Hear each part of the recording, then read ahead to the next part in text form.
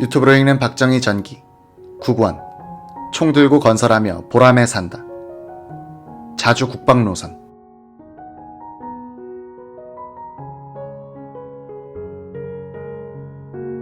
1968년 2월 7일 오전 박정희 대통령은 헬기편으로 경남 하동역에 도착, 경전선 개통식에 참석했다. 이날 치사를 하던 박정희 대통령은 금년 안에 무기공장을 완성해 250만 향토 예비군을 무장시키겠다고 언명했다. 작년만 하더라도 우리 국내에서는 이것을 마치 국민의 기본것을 침해하는 것이 되니 국방은 군인들이 하는 것이지 왜 일반 국민에게 과중한 책임을 맡기느냐는 둥 우리나라 지도층이나 지식층에 있는 사람들 또는 언론계에서까지 반대를 했습니다. 서울에서 무장공비 몇 명이 와서 총소리가 몇 방 꽝꽝 나니까 이제부터는 정신을 차린 것 같습니다.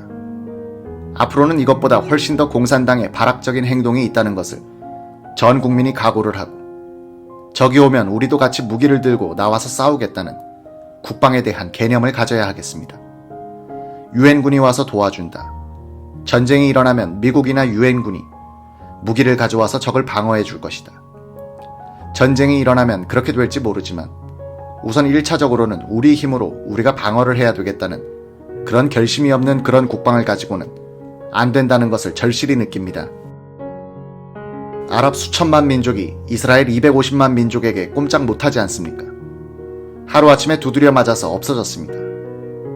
한국의 국방도 이러한 태세로 들어가야 합니다.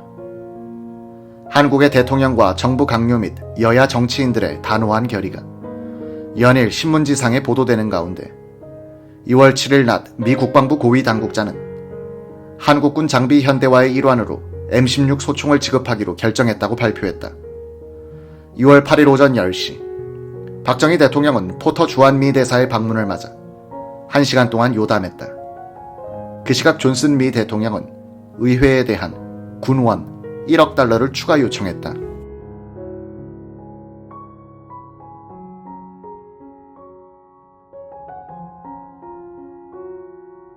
이날 포터 미국 대사가 돌아간 직후 박정희 대통령은 정일권 국무총리와 최규하 외무부 장관을 청와대로 불러 포터 대사와의 요담을 중심으로 논의했으며 오후 5시부터 정 총리와 최 장관은 중앙청 총리실에서 포터 대사와 다시 협의했다. 이날 포터 대사와의 요담 내용은 언론에 일절 보도되지 않았다. 포터 대사는 미국 정부의 회답을 들고 왔다. 내용은 추가 군원 1억 달러를 제공하는 선에서 한국 정부의 자제를 당부하며 이를 위해 미국 측에서 특사를 파견할 것이라는 요지였다. 비슷한 시각 국방부에서 김성훈 국방부 장관과 본스틸 유엔군 사령관이 1시간 반 동안 요담했다. 김 전 장관은 당시 우리의 대미 시위가 먹혀들고 있었다는 걸 직감하고 있었다고 회고했다. 이때 본스틸 사령관은 한국군 예하부대에 파견된 미 군사 고문단으로부터 수집한 추가 군원 1억 달러의 사용 계획서를 들고 왔다. 김 장관이 받아보니 대부분이 미군이 제공한 병기에 부품 도입비로 잡혀 있었다. 김성은 전 장관의 회고. 우리에게는 북한을 유사시 응징하려면 적어도 F-4D, 팬텀 정도는 보유해야만 했습니다.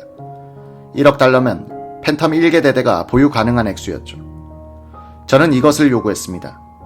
따져보니 7천만 달러가 들더군요. 나머지 3천만 달러를 각군에 나눠주어 부속품 및 보수 비용에 쓰도록 전용하자고 했더니 본스틸 장군이 펄쩍 뛰는 겁니다. 정 필요하다면 생산이 중단된 F-100 기종을 권합디다. 끝내 우겼죠. 이 문제는 시간을 끌며 줄다리기를 하다 결국 관철됐습니다. 팬텀 편대는 이듬해 대구공항에 도착함으로써 비로소 한국 공군도 북한을 폭격할 비행기를 갖추게 됐다. 미국의 반응에 기민하게 대응한 박 대통령은 이날 밤 김성은 국방부 장관을 청와대로 불러 존슨 대통령으로부터 한미 방위 조약에 대한 원칙적인 약속만 들어오고 구체적인 알맹이가 없는데 이번에 특사가 오면 제대로 고쳐볼 만한 것을 생각해 보시오 라고 말했다.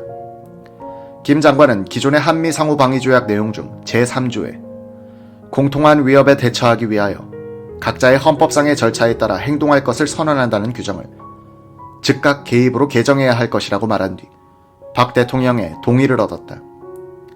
김 장관은 다음날 아침 최규하 외무부 장관에게 이 내용을 각서로 만들어 한미 공동성명 문안을 작성토록 했다.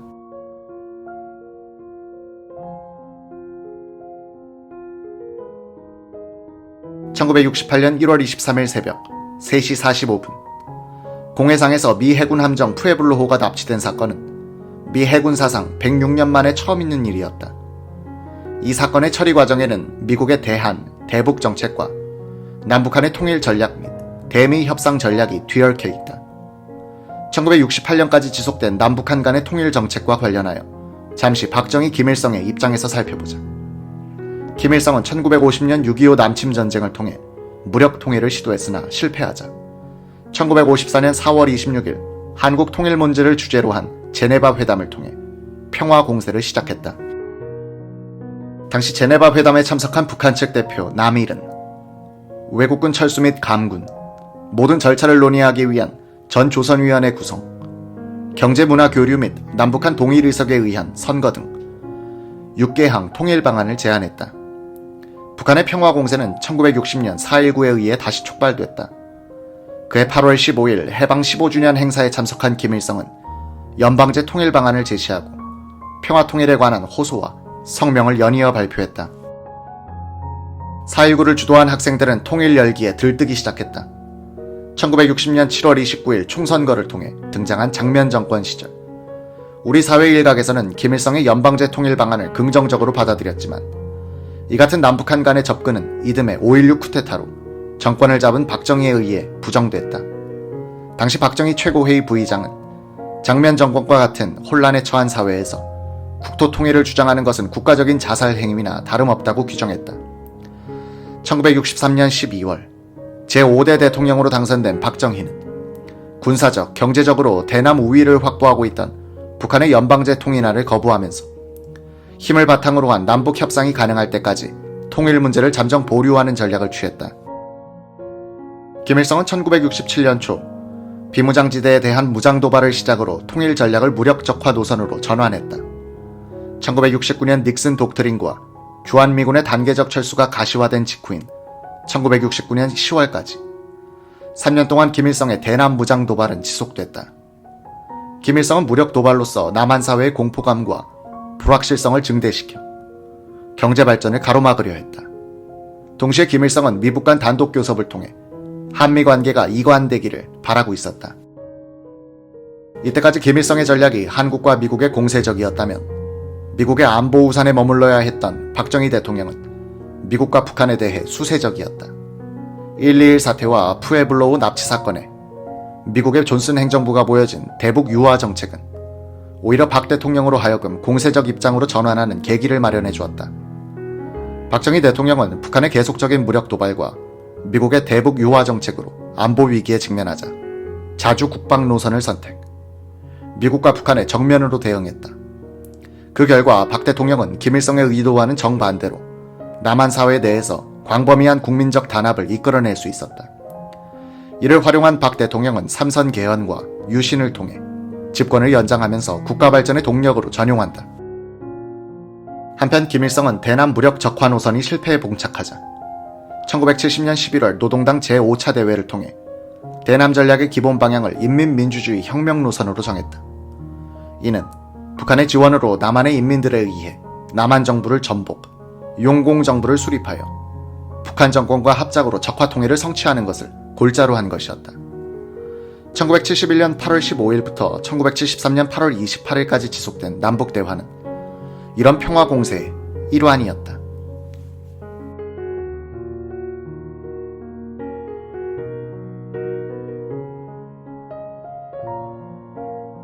북한의 평화 공세와 인민민주주의 혁명 노선 전술은 박 대통령의 장기 집권에 반대하는 남한 지식인들을 대상으로 더욱 강화됐다. 북한은 이 전술을 통해 남한 사회의 반정부 인사와 감상적 자유주의자들을 포섭해 통일 전선을 형성하는 효과를 가져왔다.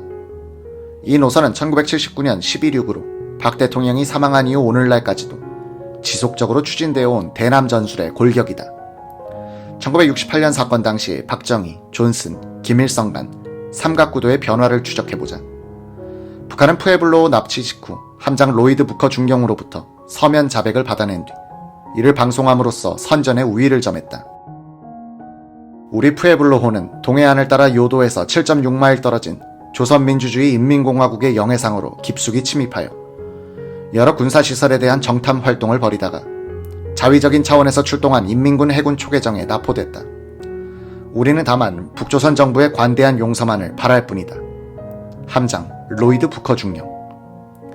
사건의 본질은 납포된 함정의 영해 침범 여부였지만 북한은 이 문제를 재조사하자는 미국의 제의를 묵살한 채 오직 영해 침범 사실만을 강조했다. 북한은 사건의 진상을 독점하고 자의적으로 공개하며 정치 공세를 폈다. 북한은 선원들의 신문 자료, 선실 내에 보관되어 있던 각종 비밀 문건 등 압수품의 단계적 공개와 81명 승무원들의 자백을 주기적으로 발표하여 미국의 관심을 인질의 안전에 묶어두는 데 성공했다. 이 무렵 미국은 4년여 동안 월남전을 수행하면서 미국 내에서 반전 여론에 몰리던 중이었다. 미국 정부는 사건 발생 일주일이 채 안 돼 대북 군사 보복 계획을 포기했다. 이를 간파한 김일성은 미국에 대한 고삐를 늦추지 않았다.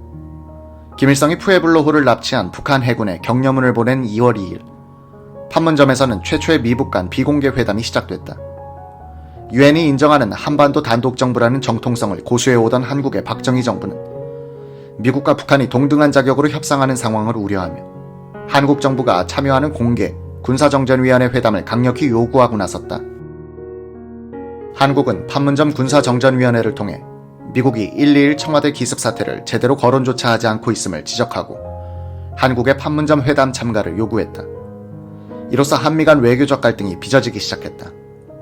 1999년 1월 13일 한국 외교통상부에서 공개한 푸에블로호 사건 관련 외교 문서에 따르면 당시 한국은 대북 강경 자세를 취한 반면 미국은 푸에블로호 승무원의 안전한 송환을 위해 유연한 대북 접근을 시도했으며 박정희 대통령은 미국 측에 강력히 불만을 표시하고 그 대가로 군사 원조 확대를 요청하는 등 당당한 실리 외교를 펼친 것으로 기록돼 있다.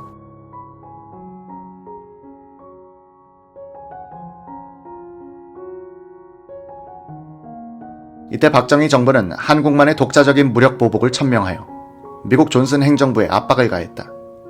존슨 미 대통령은 즉시 한국의 안보 및 방위에 대한 지속적인 지원을 약속한다는 요지의 친서를 보냈다. 이어서 존슨 대통령은 사이러스 벤스 특사를 한국에 보내고 북한에 억류 중인 푸에블로호 승무원 송환을 위한 미국의 노력을 양해해 줄 것을 요청했다.